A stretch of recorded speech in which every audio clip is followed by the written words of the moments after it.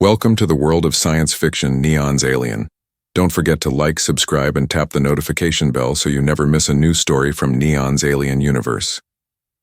The stars were quiet, but inside the royal transport ship Velerin 6 everything was chaos. Flames burst from the left engine. Smoke filled the hallways. Red lights flashed across every screen.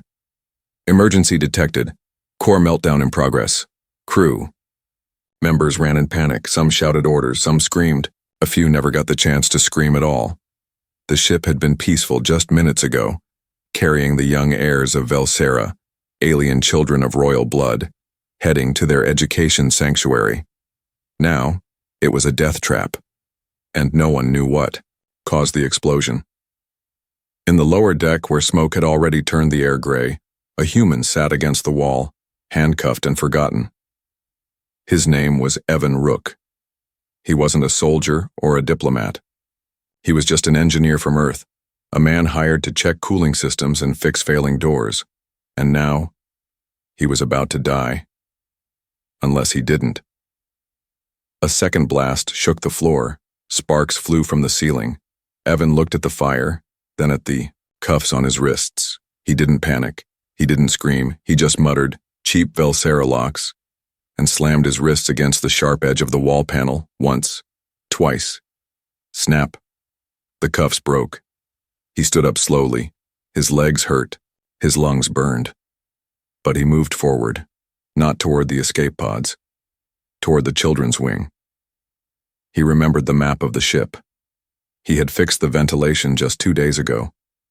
The children were kept in a special protected hall near the back. But protection meant nothing now. The fires were spreading and the ship was falling apart. Evan passed 2 alien guards, both lying motionless on the floor. He didn't stop. The corridor ahead was blocked by a fallen door. Behind it he could hear crying. Children's voices. He dropped to his knees and looked through the smoke. 7 small alien children were huddled in the far corner of the room. One had horns, one had gills. Some glowed faintly in the dark. All were afraid. None knew who he was. But Evan spoke anyway. "It's okay. I'm here to help." A small girl with silver skin looked up. "Are you a guard?" He shook his head. "No. I'm the guy who fixes toilets." He pulled a small tool from his belt, still there somehow, and began working on the door's manual controls. The flames behind him grew louder. Sweat poured down his face. The controls sparked. He slammed the panel once, twice. The door opened halfway. "Come on," he shouted. One by one, the children crawled through. He picked up the smallest and held her close. "Where's your escape pod?" he asked. "The guards never told us," one boy whispered. "We're just cargo." Evan's jaw tightened. Not today, he thought. He led them through smoke-filled halls, ducking falling wires and dodging flames. When they reached the emergency pod bay, it was worse than he feared. Most pods were gone, only one remained. It had room for 7. There were 8 of them, including him. He didn't hesitate. He opened the hatch. "Get in." The children looked at him. "But what about you?" "I'll find another way," he lied. He placed them inside gently. "Close the hatch." The silver-skinned girl grabbed his hand through the glass. "Thank you," she whispered. He smiled, then hit the launch button. The pod shot into space. Just as the hallway behind him exploded, heat smashed into his back. He fell hard. His world turned red, then black. Far above, in the safety of a nearby Royal Patrol ship, the escape pod was caught by tractor beam. Royal guards opened it, expecting to find another bomb or debris. Instead, they found 7 children, of the Queen, alive. When asked who saved them, the youngest only said 2 words: "The human." Search teams were sent back to the wreckage. Hours passed. No signs, no life.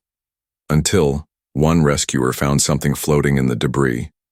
A body, burned, barely breathing, but alive. His name was Evan Rook, and he had just done the impossible. Not for glory, not for reward, but because someone had to. The wreckage of Veleran 6 drifted in space like a dying star. Metal twisted. Fires flickered. Frozen bodies floated, locked in silence.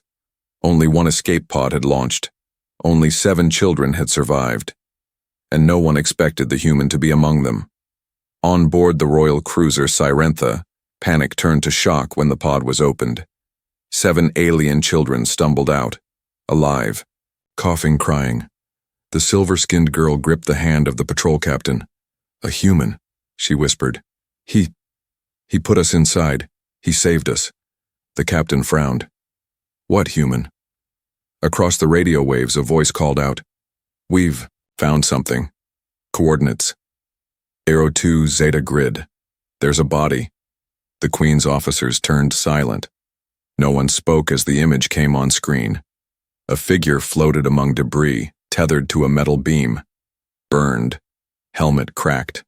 Still breathing. It was him. Evan Rook had survived the blast, but barely. His back was torn. His hands blistered. His pulse weak. Yet wrapped around his chest, tied with emergency cable, was the child's blanket. Not his. Theirs.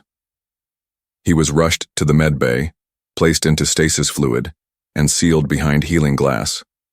Doctors whispered that he wouldn't make it, that his nervous system was failing, that he might never walk again. But in a corner of the recovery room stood 7 children, watching, waiting, praying. 3 days passed. On the 4th, his eyes opened. He didn't speak. He just stared at the ceiling, then at the small girl who stood by his side holding his hand. "You made it," he whispered. She nodded, crying. "You too." In the great hall of the Velsera Palace, news spread like wildfire. A human saved the royal children. He stayed behind while others fled. He carried them through fire and gave them the last pod. People didn't believe it at first. Some mocked it, others called it propaganda. But when the Queen herself confirmed it, the galaxy listened. Queen Serenia of Velsera stood before her council, her voice firm. "This man is not one of us. He was never trained. By our hands, he does not share our blood." She looked at the hollow image of Evan, still healing. But he did something no one else on that ship did. He stayed. Not for duty, not for reward, not for honor, but for life. Later, Evan sat in a wheelchair by a window, watching the twin moons rise. A royal nurse brought him food. The same silver-skinned child brought him a book she had drawn, scribbled pictures of a man carrying them through fire. He held it with shaking hands. "I'm not a hero," he said. The nurse smiled. "No. But you were the last to leave." Behind him, soft footsteps echoed. He turned, and there, for the first time, stood Queen Serenia herself, tall, graceful, eyes like glass. She wore no crown, just a long robe of mourning for the lives lost, and perhaps for how close she came to losing her children. She walked up to Evan. He tried to stand. His legs wouldn't obey. "Don't rise," she said gently. "You've risen enough for us all." She looked at the pictures in his hand. "My daughter drew those. She said you didn't scream when the fire came." Evan looked down. "I didn't have time to scream." Serenia smiled faintly. Then she knelt beside him, a queen, kneeling before a man from a planet far below theirs. "You gave me back what no crown can protect, my children. I cannot repay that with words." Evan was silent. Then he looked at her and said, "Don't repay me at all." She studied his face. "You really don't want anything, do you?" "No," he replied softly. "But I'll never forget their eyes." Serenia stood, then turned to her guards. "Prepare the court," she said. "It is time. We offer him the one thing only Velsera can give." The palace of Velsera stood like a jewel above the clouds, its spires glowing with light, its silver towers reaching toward the stars. Few from other worlds were ever allowed to step inside, and never had a human walked its royal halls. Until now. Evan Rook sat quietly in the back of a golden shuttle as it approached the Queen's palace. His burns were healing, his bones still ached. But the scar on his left shoulder, the one where he shielded the youngest child from fire, remained, uncovered like a badge. He hadn't asked to be taken here. He hadn't even known why. The message was simple. By order of Queen Serenia, the human is to be summoned, directly. Inside the palace, nobles whispered, "Why summon a human? He's not one of us. He should have been thanked, then forgotten." But Queen Serenia had said nothing more. Not yet. 2 royal guards, tall, armored, and silent, led Evan down a long crystal hallway. Everything around him shimmered. Walls pulsed softly with energy. The floors lit beneath each step. It didn't feel like a building. It felt like a living star. When he reached the throne room, the doors opened with a soft hum. Queen Serenia stood at the center, alone, without, her crown wearing a white robe that symbolized grief, honor, and decision. Evan walked forward slowly. He didn't bow. He didn't kneel. He just stood tall, as if the fire still burned behind his eyes. The Queen looked at him for a long time. Then spoke. "In the history of Velsera, no human has ever crossed this floor." Evan nodded. "I figured." "You were supposed to be part of our crew," she said, "not part of our family." "I didn't plan it," he said. "I just saw children and couldn't walk away." She smiled softly. "I've lived for over 200 years, and I've known many who could." She stepped closer, her voice quiet now. "Do you understand what you did, Evan Rook?" "I saved lives." "You saved heirs," she corrected. "Blood of the crown, children destined to rule. You didn't just rescue our future, you changed it." Evan said nothing. He didn't know what to say, until she added, "I cannot give you gold. I will not offer you planets or power. I will only give you our bond." The room fell still. Even the guards shifted slightly. Evan blinked. "What does that mean?" Serenia walked to the altar and lifted something wrapped in violet cloth. She unwrapped it slowly. Inside lay a crystal sphere, glowing with soft blue light. It pulsed like a heartbeat. "This is the Sarakai," she said, "the sacred bond of my people. It has only been offered 5 times in our history, and never to someone from outside our blood." Evan stared at it. "It looks alive." "In a way it is," she said. "It binds to the soul, not the skin. Once given, it cannot be taken back." He swallowed. "What happens if I accept it?" "You become one of us," she said. "Not by race, not by rank, but by spirit. You will be called guardian, protector of the line, and every noble child on Velsera will know your name." Evan looked at the orb again. It shimmered with something he couldn't describe. Not power, not magic, but truth. He looked up at the Queen.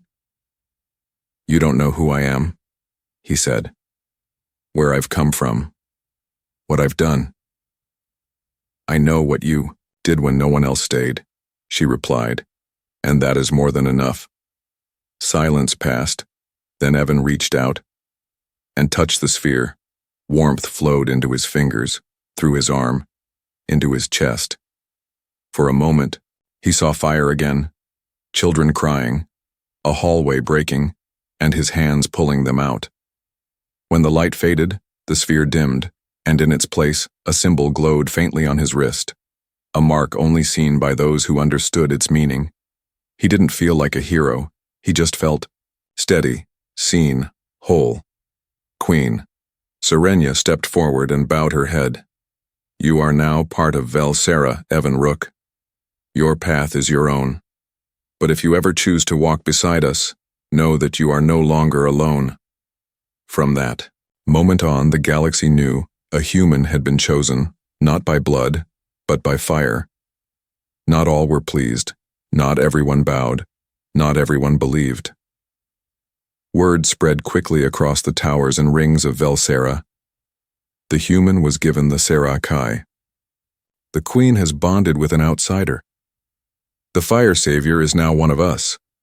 But behind closed doors, in golden chambers lit by moonlight, voices rose in protest.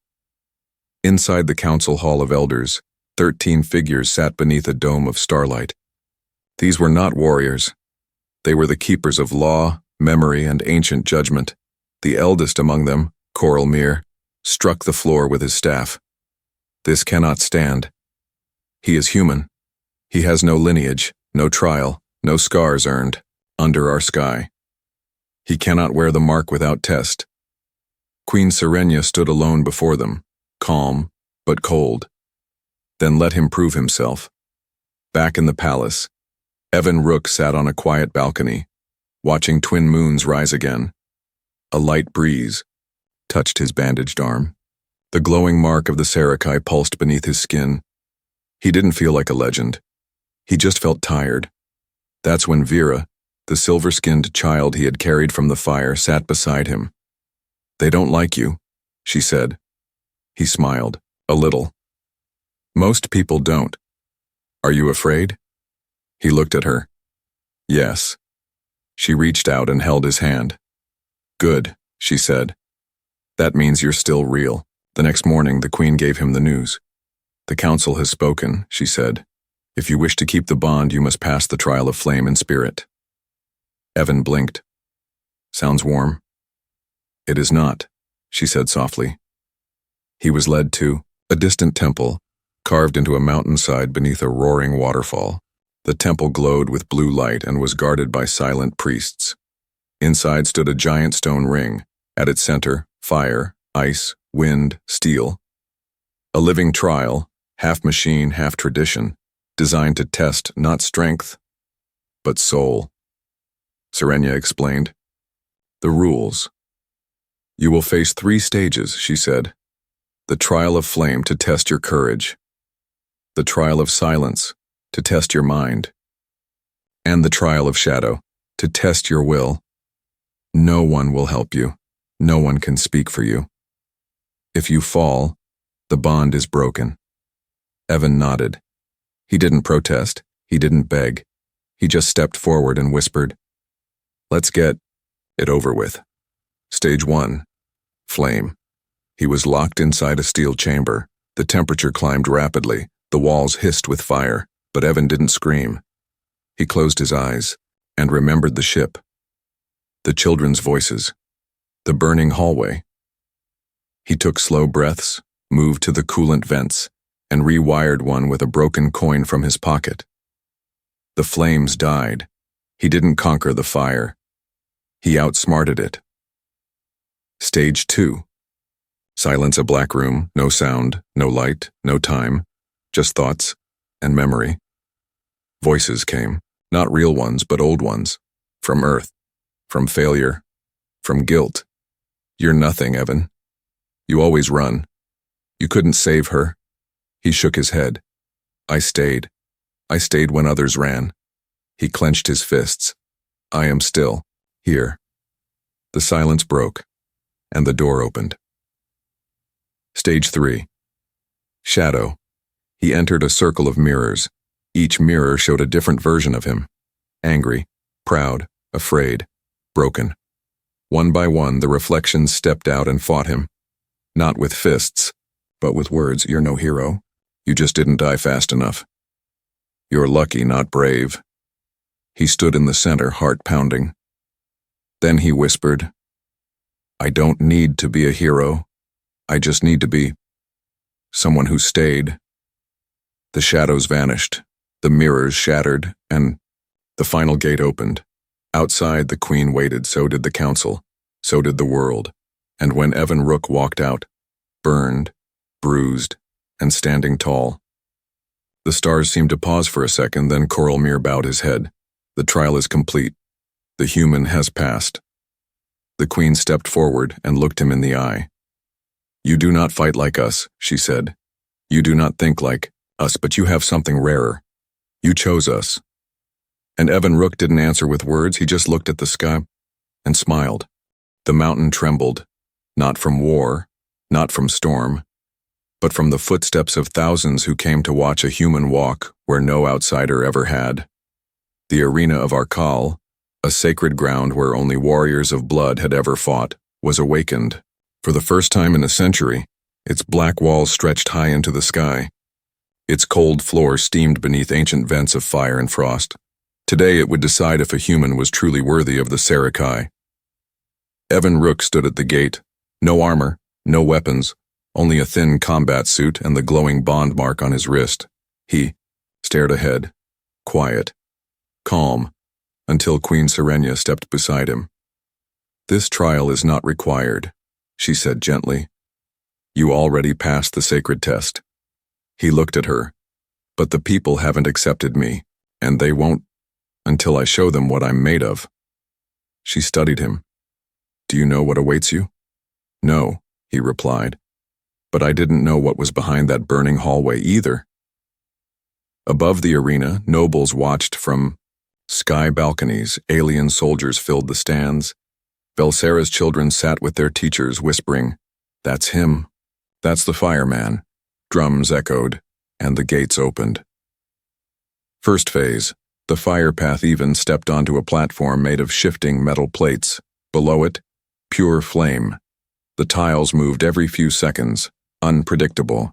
He had to cross it, without stopping, without falling. A warrior of Velsera would use speed. But Evan? He used calculation.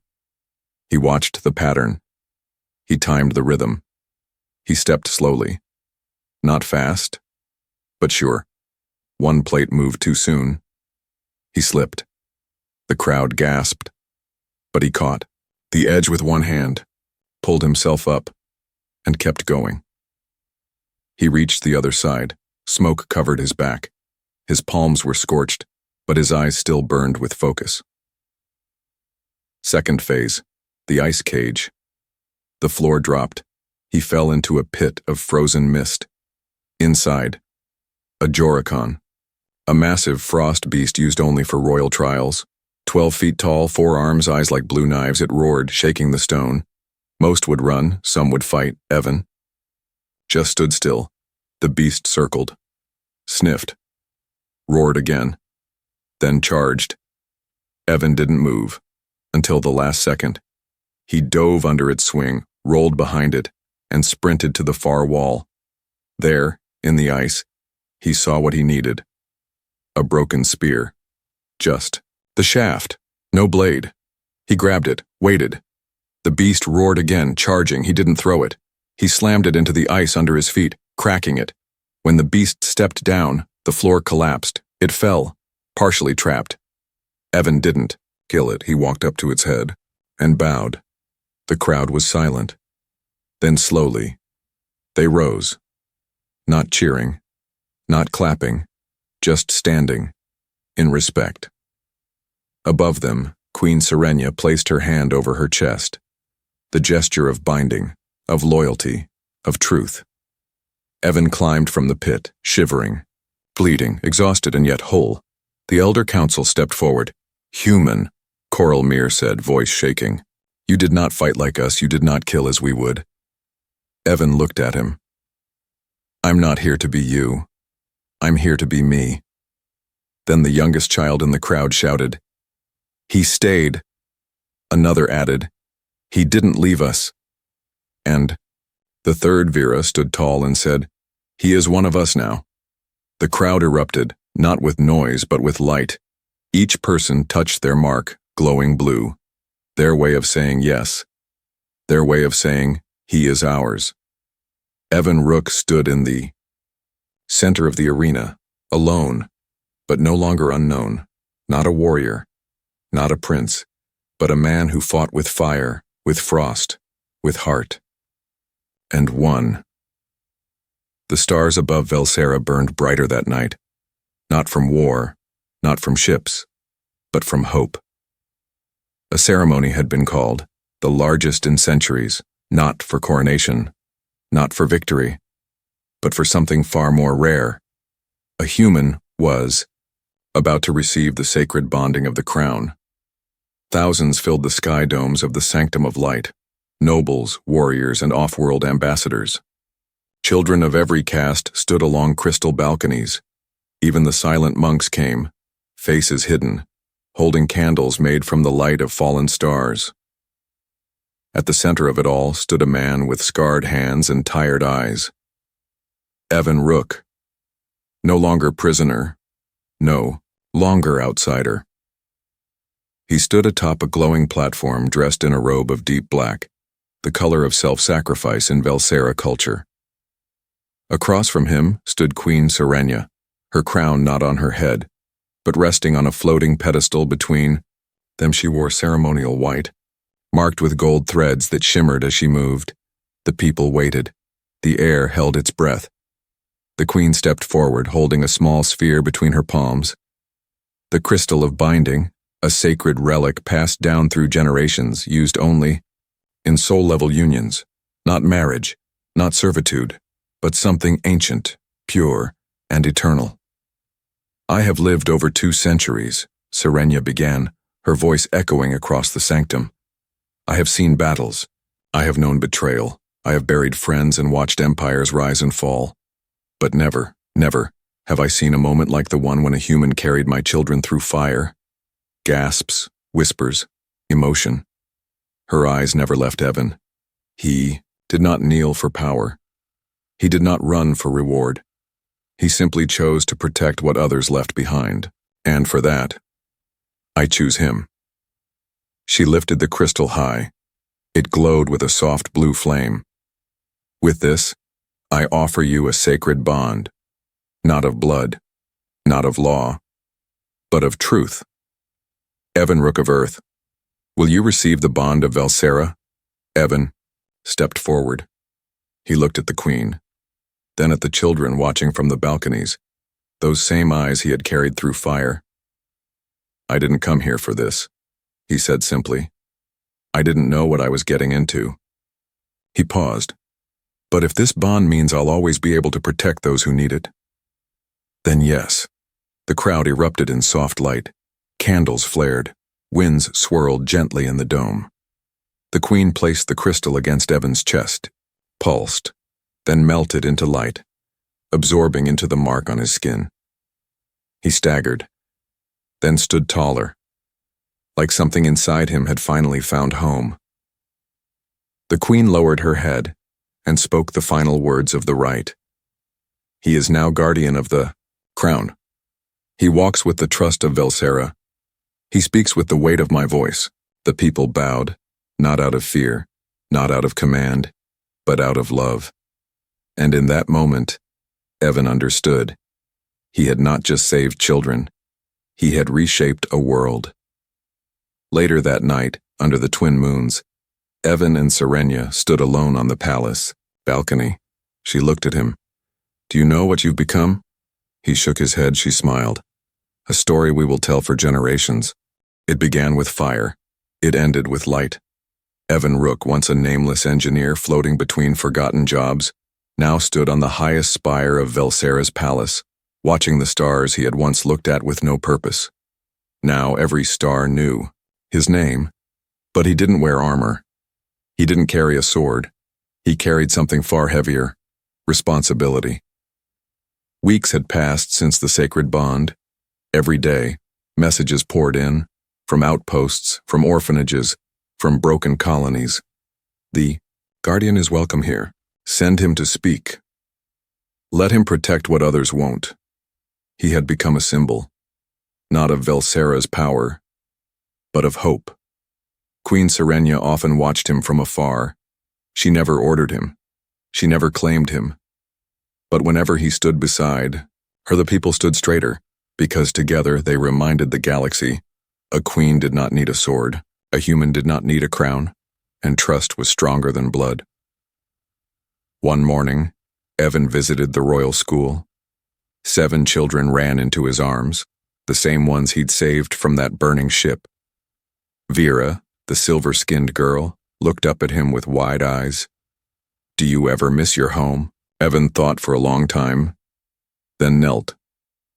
I used to, he said softly. But now, I think I found a better one. That night, Serenia invited him to the Hall of Memory, a room where only rulers entered. Inside were glowing stones, each one holding the name of a hero who shaped Velsera's past. She touched one empty stone. "If you wish," she said, "your name will be etched here, forever." Evan stood silent, then smiled. "Only if you add this under it." He stayed. The next day he disappeared from the palace, not to escape, but to serve. He began traveling the outer moons, helping repair water plants, defending cargo ships, from raiders escorting healers to plague zones. No guards, no crown, no titles, just the guardian. And every time someone asked, "Why did you save those children?" he would only say, "Because no one else did." Years passed. Legends grew. Children wore pendants in the shape of the Sarakai. Pilots painted his name on the sides of their ships and in places where people had lost faith. They whispered stories about the human who ran into fire. Back on Velsera, Queen Serenia grew older, wiser, but never alone. Because even when Evan wasn't beside her, his choice still echoed through her world. One day a young student asked the queen, "Was he a hero?" She smiled. "No. Heroes rise and fall. He was something rarer. He was a man who didn't need to be asked. He just acted. He was the first outsider who made us feel safe. He was our guardian." And somewhere under a quiet sky on a distant moon, Evan Rook looked up at the stars. No applause, no fame, just peace. And a soft voice from the past that still lived inside him. "Don't repay me at all." Because in the end, he wasn't looking for reward. He wasn't trying to be remembered, he was just trying to be someone who stayed.